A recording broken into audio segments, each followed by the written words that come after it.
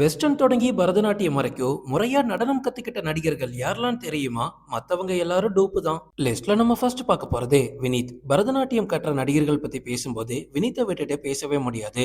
பல தமிழ் ரசிகர்களுக்கு இவர் ஒரு நடிகரா தெரிஞ்சாலும் கலை உலகத்துல முதல்ல இவர் ஒரு பரதநாட்டிய கலைஞர். தன்னோட 6 வயசுல இருந்தே பரதநாட்டியம் கத்துக்க ஆரம்பிச்சிருக்காரு வினீத். ஸ்கூல் நாட்கள்லயே பல மாநில அளவிலான போட்டிகள்ல ஜெயிச்சிருக்காரு.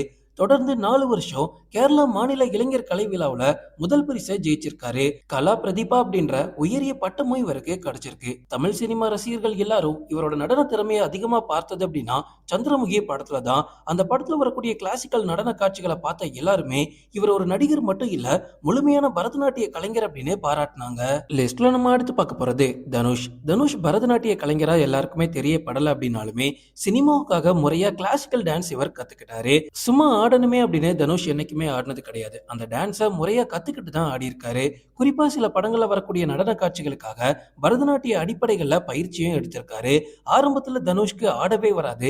தனுஷ்லாம் ஒரு மூஞ்சா அப்படின்னு கலாய்ச்சவங்க இன்னைக்கு தனுஷ் மாதிரி ஆட முடியுமா அப்படின்னு போட்டுட்டு இருக்காங்க. தனுஷ் கொடுத்த ஒரு இன்டர்வியூல கூட பாரம்பரிய நடனத்தோட அடிப்படையை புரிஞ்சுக்க ட்ரை பண்ணிட்டு இருக்கேன் அப்படின்னு சொல்லியிருப்பாரு. லிஸ்ட்ல நம்ம அடுத்து பார்க்க போறதே கமலஹாசன். பரதநாட்டியம் அப்படின்னாலே தமிழ் சினிமாவில் நிறைய பேருக்கு முன்னாடி கமலஹாசன் தான். சின்ன வயசுல இருந்தே கலை மீது ஆர்வம் கொண்ட கமல் முறையா நடன பயிற்சி எடுத்திருக்காரு. குறிப்பா பரதநாட்டியத்தோட அடிப்படையில ஆரம்பிச்சு அபிநயத்துல சிறந்த தேர்ச்சியும் பெற்றிருக்காரு. அதனாலதான் அவரோட படங்கள்ல வரக்கூடிய நடன காட்சிகள்லாம் நமக்கு சாதாரணமா தெரியாது. எவ்வளவு பெரிய நடிகை கூட கமலஹாசன் ஆடிட்டு இருந்தாலும் கமலஹாசனோட ஸ்டெப் மட்டும் நமக்கு தனியா தெரியும். சலங்கை ஒலி படத்தை பார்த்தாலே அது எல்லாருக்குமே தெரிஞ்சிருக்கும். அந்த படத்துல ஒரு கிளாசிக்கல் நடன கலைஞரா வாழ்ந்திருப்பாரு. அந்த படத்தை கமலஹாசனை தவிர வேற எந்த ஒரு தமிழ் நடிகராலையும் நடிச்சிருக்க முடியாது. நம்ம இந்தியன் சினிமாவிலேயே டான்ஸ்க்கோ அபிநயத்துக்கோ எடுத்துக்காட்டா சொல்லக்கூடிய நடிகர்கள்ல கமலஹாசன் முக்கியமானவர். லிஸ்ட்ல நம்ம அடுத்து பார்க்க போறது சிவகுமார். நிறைய பேருக்கு தெரியாத ஒரு விஷயம் என்ன அப்படின்னா நடிகர் சிவகுமார் பரதநாட்டியத்துல நல்ல பயிற்சி பெற்றவர். சினிமாவுக்கு வரதுக்கு முன்னாடியே கலை மற்றும் இலக்கியத்துல ரொம்ப ரொம்ப ஆர்வமா இருந்த மனுஷன் தான் சிவகுமார்.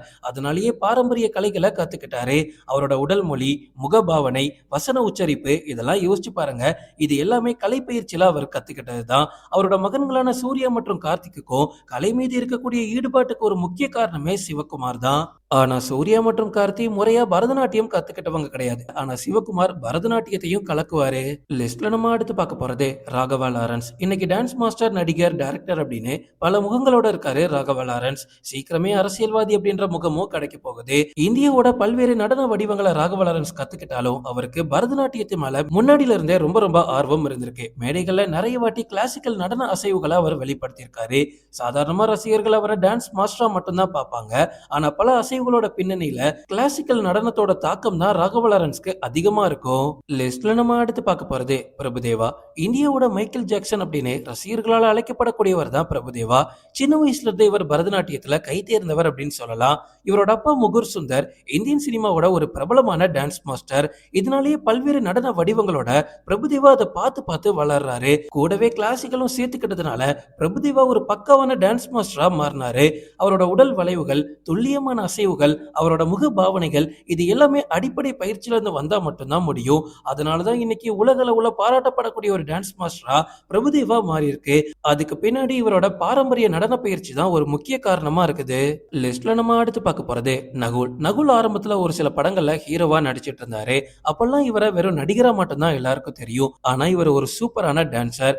இவர் பரதநாட்டியம் தொடங்கி வெஸ்டர்ன் வரைக்கும் எல்லாத்துலயுமே கை தேர்ந்தவர். இவரோட டான்ஸை பார்த்தாலே உங்களுக்கு தெரியும். நகுலோட எனர்ஜிலாம் அடிச்சுக்கவே முடியாது. குத்துப்பாட்டுல மனுஷன் எப்படி குத்தாட்டம் போடுவாருன்னு நல்லாவே தெரியும். அதே அளவுக்கு கலைநயத்தோட பரதநாட்டியமும் இவரால ஆட முடியும். ஓகே ஃப்ரெண்ட்ஸ், இதோட இந்த வீடியோக்கு நான் எண்டு கார்டு போட்டுக்கிறேன். அடுத்த வீடியோ பார்க்கறதுக்கு தொடர்ந்து எங்களை ஃபாலோ பண்ணுங்க.